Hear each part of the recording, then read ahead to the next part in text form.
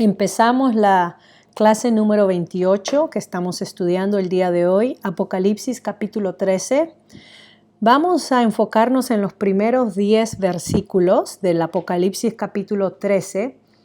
He titulado el tema de hoy que vamos a ver un gobierno antidios, en Apocalipsis 13.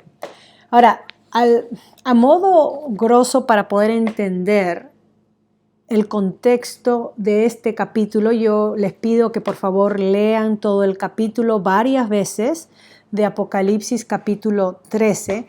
Este capítulo desarrolla con mayor profundidad las imágenes del capítulo 12 que hemos estudiado, versículo 13 al 17, la imagen del dragón, por ejemplo, y de la bestia. El trasfondo del Antiguo Testamento es Daniel capítulo 7, que habla acerca de los 4 imperios del cercano oriente que Daniel predijo y cómo se combina en este último,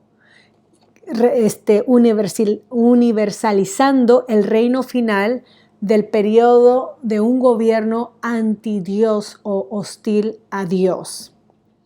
Recuerden que en el primer siglo la adoración al emperador es el cumplimiento histórico que se refleja en la adoración a la bestia. ¿Okay? Así como el hombre de pecado del fin de los tiempos, que ya habrá otra clase que estudiaremos en 2 Corintios capítulo 2, y el pequeño cuerno de Daniel capítulo 7, versículos 8, 11, 20 y 25, que sale del cuarto reino que es Roma. ¿Ok? Vamos a ver acerca de eso. Ahora, esta batalla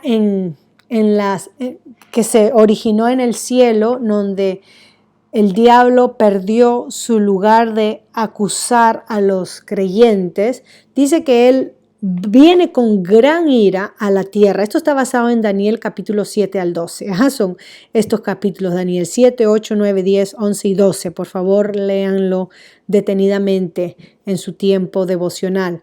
Pero esta guerra terrenal, ya que el enemigo ha sido lanzado, vemos en este capítulo 7 cómo el diablo, el dragón, Satanás, va a usar el poder militar del imperio, en este tiempo del primer siglo, del imperio romano, para poder atacar entonces a los descendientes de la mujer, a los creyentes, a los hijos de Dios, como declaró la guerra al final del capítulo 12.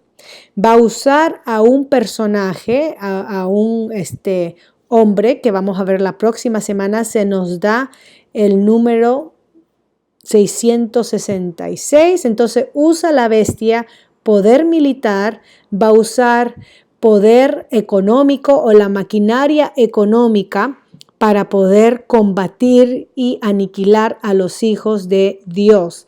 Vamos a ver cómo en este capítulo 13 el enemigo, Satanás, el dragón que ha sido echado, está en contra de los creyentes, específicamente la oración que el creyente en el Antiguo Testamento hacía, la oración, por ejemplo, o la declaración, la profesión de fe conocida como el Shema en Deuteronomio capítulo 6, versículos 7 y 8. Esta alianza, esta fidelidad que el creyente profesaba en el Antiguo Testamento a través de la oración, donde mantenía o hacía una alianza por mantener la palabra de Dios en mente, en su corazón o en sus acciones y en sus pensamientos. Este dragón va a dar autoridad a uno que es una bestia, ya sea un personaje o una institución o un gobierno, y va a pedir o demandar que tengan la marca de la bestia, que es la alianza hacia la bestia o la alianza a favor del dragón, de la serpiente, del enemigo. Esta alianza está en contraste o en contra de la alianza que los creyentes hacen a Dios cuando se oraba, por ejemplo, en el Antiguo Testamento con el Shema. ¿Okay? Y vamos a ver el número que se da, que es 666, que es el número de la bestia, que es el número del emperador Nerón o César Nerón.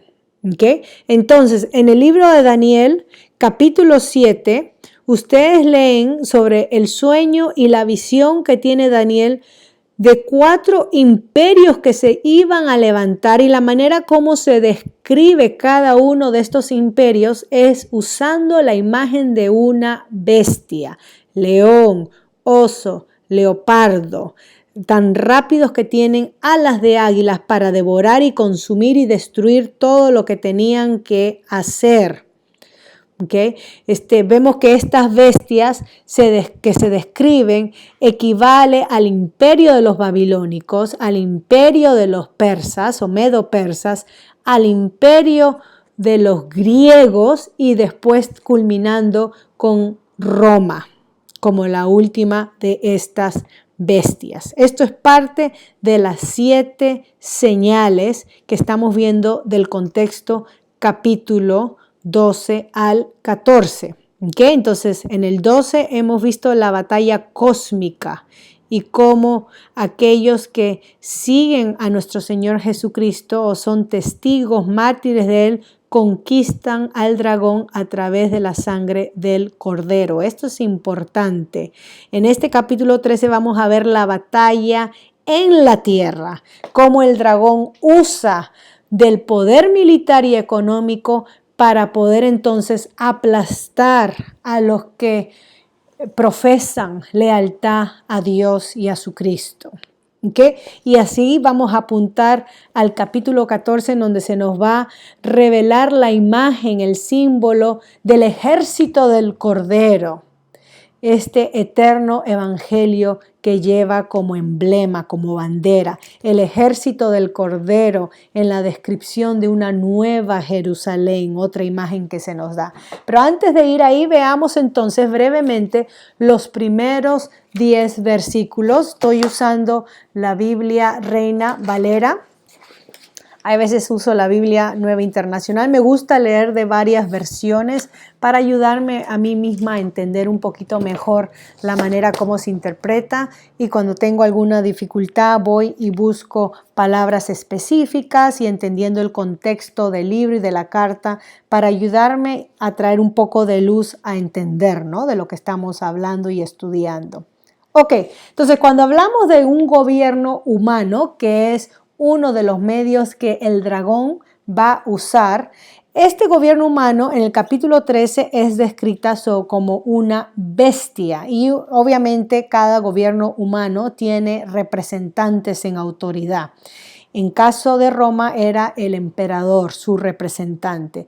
Dice Juan, versículo 1, me paré sobre la arena del mar y vi subir del mar una bestia que tenía 7 cabezas y 10 cuernos. Imagínense que esto es alusión a la manera como el dragón es descrito en el versículo 3 del capítulo 12.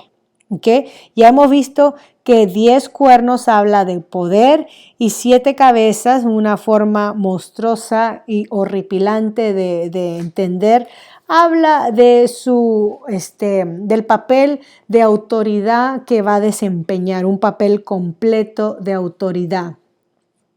Ahora, el dragón se para, ¿ok?, en el versículo 1 en la arena. Es Juan el que se para sobre la arena. Unos dicen es el dragón, otros dicen es Juan. Pero acá está hablando Juan. ¿Okay? Juan está hablando que vio entonces que algo que sale del mar, que va a tener su autoridad dada del dragón o dada por el dragón. Estoy en Apocalipsis capítulo 13. El mar es la alusión que se hace en el libro de Daniel capítulo 7 versículo 2 al 3, que sirve como dos símbolos. Esto yo lo he explicado. La primera es las fuerzas del caos. El mar equivale a como donde salían las fuerzas del caos, donde salían estos monstruos o bestias como el Leviatán que mencioné, o Rahab. Génesis capítulo 1, ¿no? Habla del mar, fuerzas del caos, Isaías 51, versículo 9 y 10. Pero también el mar puede ser un símbolo de la humanidad caída. ¿Ok? Dice que vio subir del mar una bestia, y es una bestia salvaje. Esta misma bestia la vamos a ver en el capítulo 15:2, 16:13 y 15:8. Se menciona por primera vez, ¿okay?, en el capítulo 11:7 como saliendo del abismo. Capítulo 11, versículo 7 del Apocalipsis: cuando hayan acabado su testimonio, hablando de los dos testigos, la bestia que sube del abismo hará guerra contra ellos y los vencerá y los matará. Ahora, la bestia. Ya vamos a ver acerca de esta bestia. Sale del mar, ¿ok? Sale del mar, ya hemos visto la alusión al capítulo 7. Ahora, sobre 7 cabezas y 10 cuernos, y sus cuernos con 10 diademas. Exactamente como se describe el dragón, se parece, ¿ok? Los 10 cuernos representan su poder absoluto y las 7 cabezas son la manifestación de la maldad perfeccionada. Y los diademas acerca de realeza. Recuerden que el mal siempre se opone al bien. En este caso, nuestro Señor Jesucristo. Nuestro Señor Jesucristo es el único digno de recibir adoración y servicio porque es el Rey, el que ha sido coronado. Pero esta bestia va a ser parodia, va a ser burla a nuestro Señor Jesucristo, imitando tener poder y autoridad y ser realeza. Dice que tenía nombres blasfemos también en el versículo 1. Y estos de blasfemos quiere decir que se atribuía a sí mismos afirmaciones de deidad. Versículo 1 al final. Sobre su cabeza un nombre blasfemo. Se atribuía a ser Dios. Y la bestia entonces, que era semejante, la manera como se describe, a un leopardo, y después oso, león o boca de león, ¿ok? Esto es Daniel capítulo 7, que yo les pido que lo lean. Esta combinación de varias bestias, porque es la combinación que se hace de las varias bestias que Daniel emplea en el capítulo 4 al 6, se refiere a una serie de representantes o reyes. ¿Okay? Acá el simbolismo ha sido mezclado para representar a todo un sistema mundial que es anti-Dios, anticristiano, personificado en un líder que vamos a ver, en una bestia. ¿Quién le da la autoridad, versículo 2, a esta bestia? Versículo 2. ¿Quién le da la autoridad? El dragón. Le dio su poder, su trono y gran autoridad. Un poder satanizado. ¿Okay? Un poder que viene del enemigo. Un poder para engañar a todos aquellos que se pierden, un poder para crear mentira, un poder para paralizar y callar el pregón que se hace a favor del evangelio, la proclamación que se hace a favor del evangelio. Segunda de Tesalonicenses capítulo 2, versículo 9. La bestia no es Satanás, sino un ser humano o una institución, un gobierno humano con poder sobrenatural mandado por el mismo maligno. ¿Okay? Esta es una parodia de nuestro Señor Jesucristo. Ahora, en el primer siglo, el Imperio Romano, cuando Juan escribía esta carta, el Imperio Romano era esta bestia del que se está hablando. ¿Okay? Y en particular se va a identificar a la persona, al número de hombre. ¿Ok? Al final vamos a ver la identificación del representante. Ahora, esta bestia dice que en el versículo 3 tuvo una herida de muerte, pero su herida fue sanada y toda la tierra se maravilló en pos de ella. Esto es interesante porque cuando uno lee los historiadores del primer siglo, que hacen mención acerca del emperador Nerón, que creo yo, cada vez que leo y estudio el libro del Apocalipsis, estoy convencida que es cuando fue escrito este libro, a principios o a mitad del primer siglo y no al final. Para esto, en la introducción del libro y las primeras clases hemos hablado y comentado acerca de eso, que ustedes pueden hacer referencia. Pero estos historiadores escriben en sus crónicas acerca de cuando Nerón cometió suicidio, invitado por su cuerpo de seguridad, imagínense ustedes. Se divulgó la idea de que él no había muerto, pero estaba vivo. Y muchos afirmaban que Nerón regresaría a la vida o regresaría a tomar su lugar en Roma y lo haría con un gran ejército del oriente, los partianos, para atacar y tomar Roma. Esto está escrito en los oráculos sibelinos, libro 3 al 5, y otros historiadores hablan de esto. Entonces acá Juan bien puede estar haciendo referencia a Nerón, ¿ok? La creencia que se daba a Nerón. Ahora, la bestia dice, versículo 4, que al maravillarse, y claro, el imperio romano no termina con Nerón porque se siguen levantando personas o personajes que siguen haciendo o cometiendo actos malos en contra del creyente. Dice versículo 4, y adoraron al dragón que había dado autoridad a la bestia, y adoraron a la bestia diciendo, ¿quién como la bestia? ¿Quién podrá luchar contra ella? Toda la tierra se maravilló por la bestia y adoraron a la bestia. El mal no solamente desea el poder político, sino que la adoración religiosa. Ojo, esto es muy importante. Esto va con el versículo 8 también, donde todos los moradores adoran a la bestia. Satanás quiere adoración, es lo que tentó a nuestro Señor Jesucristo en Mateo 4, versículo 8. Dentro de la tentación de nuestro Señor Jesucristo, Satanás le ofrece los reinos de la tierra y le dice, todo esto te daré si te postras y me adoras. Y obviamente nuestro Señor Jesucristo, citando el Pentateuco, Deuteronomio, lo reprende y dice que solamente a Dios se le debe de adorar y servir. Es el único que merece nuestra adoración. El maligno quiere que le adoremos porque él desea ser como Dios. ¿Okay?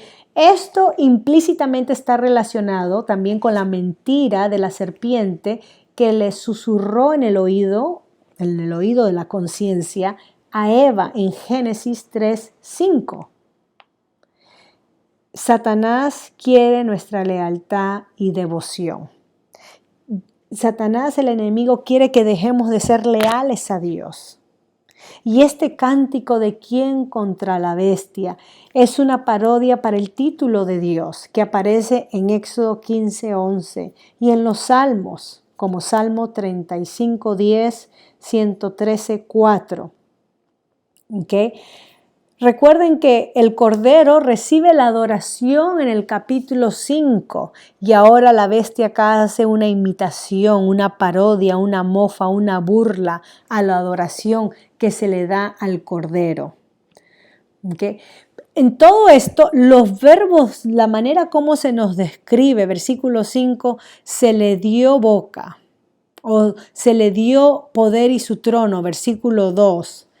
Es interesante porque la manera como estos verbos pasivos implica que a Satanás se le da permiso. Y sabemos que El permiso lo da Dios. Dios utiliza a Satanás para sus propósitos. El mal siempre revela sus motivos a través de sus palabras y acciones y hechos. Pero Dios permite esto, ¿ok? Y habla arrogancias y blasfemias.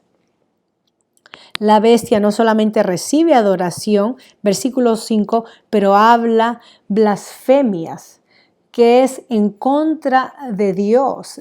Daniel capítulo 7, versículo 8, habla de esto, que el cuerno que tenía ojos como de hombre y una boca que hablaba grandes cosas, se jactaba de su poder, de su autoridad. Un poder, una autoridad prestada, corta, temporal. Esto también es una alusión a Epífanes Antíoco IV en Daniel capítulo 8 y también en el libro de Macabeos. Yo he hecho mención acerca de estos libros históricos que no son inspirados, pero que nos sirven y nos ayudan en la historia para poder entender el periodo intertestamental o entre los dos testamentos del Antiguo y Nuevo Testamento. Este Epífanes Antíocos IV de Siria es el que cometió sacrilegio en el templo de Jerusalén, sacrificando a un cerdo. En su tiempo fue conocido como el hombre de pecado, el que comete la desolación. Nuestro Señor Jesucristo en Mateo 24 también se refiere a la destrucción de Jerusalén en el año 70 y hace que va a haber una desconsagración, va a haber un sacrilegio que se va a cometer en el templo de Dios. Y cuando vemos la historia vemos que el general romano, Tito, más tarde después fue coronado emperador, comete esto, ¿no? Y era el juicio de Dios sobre su pueblo.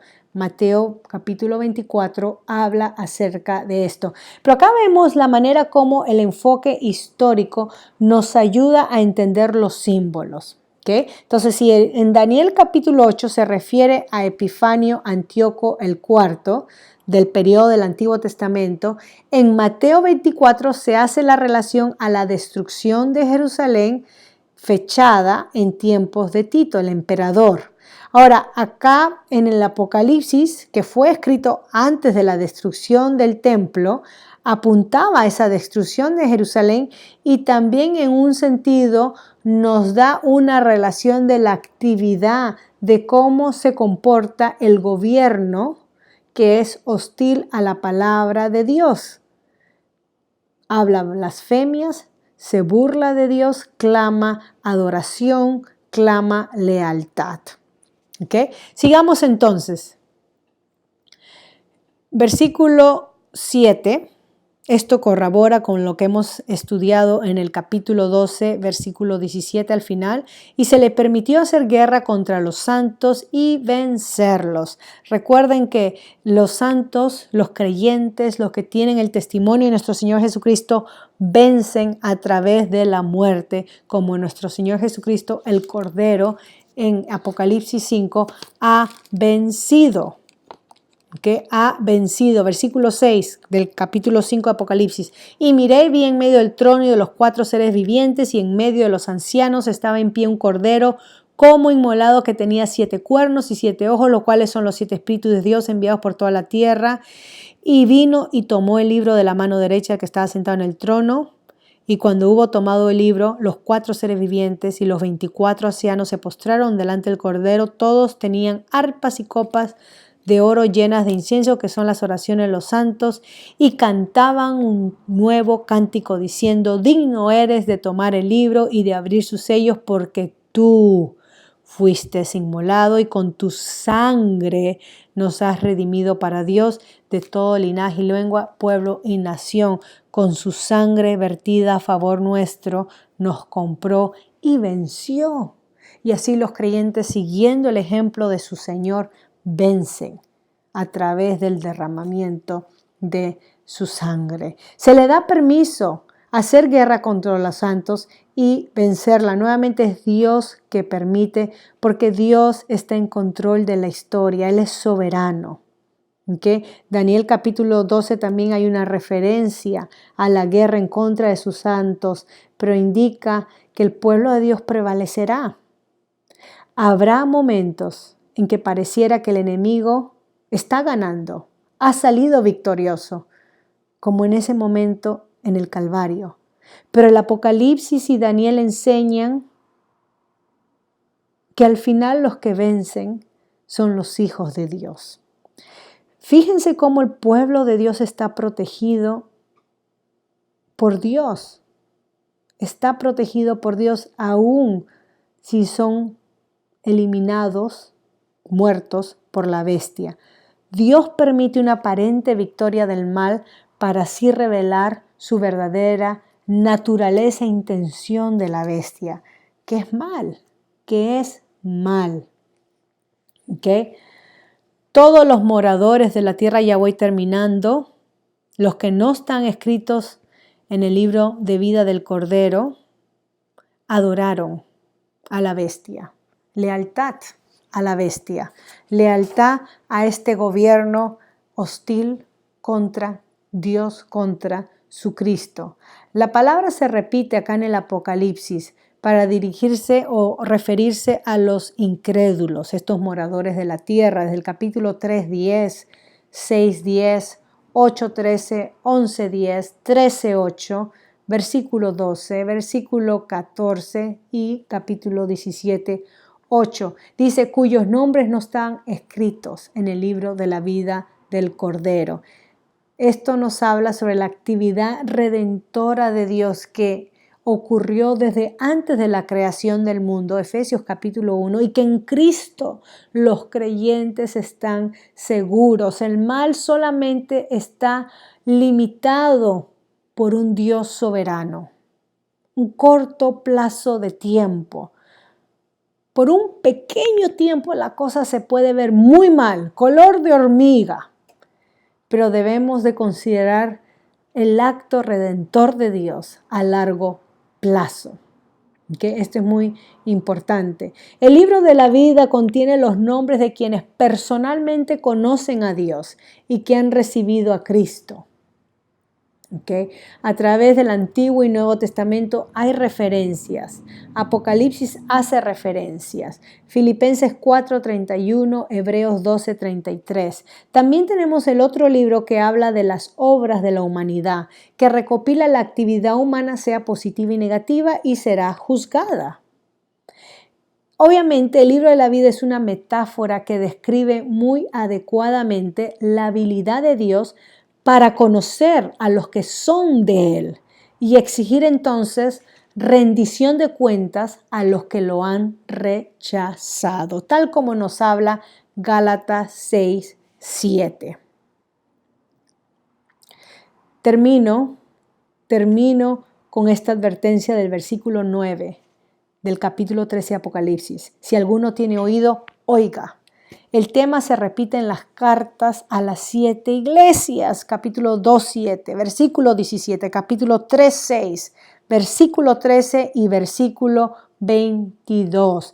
Está hablando del propósito literario de Juan, por la cual él escribió, y esta frase se relaciona a que el pueblo de Dios tiene que prestar atención a lo que Dios está haciendo en la historia. El versículo 10 dice, si alguno lleva en cautividad, va en cautividad. Si alguno mata espada, espada de ser muerto. Aquí está la paciencia y la fe de los santos. En Jeremías capítulo 15, 2 y 43, 11 habla del juicio de Dios. Y habla acerca de que los creyentes, en este contexto de Apocalipsis, los que son perseguidos por causa del Evangelio, los creyentes se anima a los creyentes a permanecer fieles en medio de la persecución, a que un día vamos a dar cuentas a Dios. Nosotros no somos llamados al levantamiento de armas. Los creyentes no son llamados a ser revolucionarios por Cristo tomando las armas. Es por eso que dice al final, aquí está la perseverancia y la fe de los santos. Otras versiones que voy a leer. Aquí está la paciencia y la fe de los santos. Aquí está el llamado para la resistencia y la fe de los santos, del pueblo de Dios. Es por eso que los santos deben tener paciencia y fe. El versículo 9 y el final del versículo 10 señalan que la frase, al referirse al pueblo de Dios, los verdaderos creyentes deben de ser motivados a perseverar hasta el final. La perseverancia es la evidencia de una verdadera salvación. Primera de Juan 2:19. Y termino. Recuerden cuando vinieron a arrestar a nuestro Señor Jesucristo. Pedro automáticamente sacó la espada para defenderlo. Y nuestro Señor Jesucristo le dijo, pon la espada en su lugar. Porque el que lucha espada morirá. Estoy parafraseando.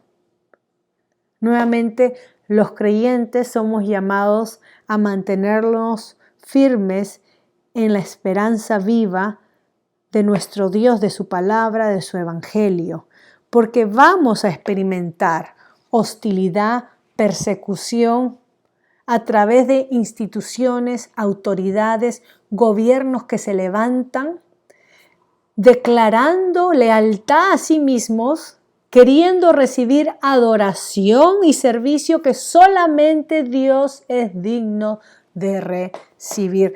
Recuerden, con esto termino, recuerden el episodio cuando a nuestro Señor Jesucristo se le mostró un denario y se le preguntó con el propósito de tentarle si era lícito pagar impuestos. Y nuestro Señor Jesucristo respondió diciendo, dar al César lo que es del César y a Dios lo que es de Dios. ¿Saben que en esa inscripción de la moneda, el César tenía un título que clamaba ser hijo de Dios, clamaba ser Señor soberano, Rey de reyes, Señor de señores, clamaba título de divinidad? Y nuestro Señor Jesucristo, en una manera sabia, responde, César, denle sus monedas, paguen sus impuestos, pero a él no le pertenece la adoración, ni la exaltación, ni el reconocimiento que solamente a Dios le pertenece. Así que a Dios démosle toda adoración, toda exaltación, todo servicio y devoción, y al César nuestras monedas. Dios les bendiga.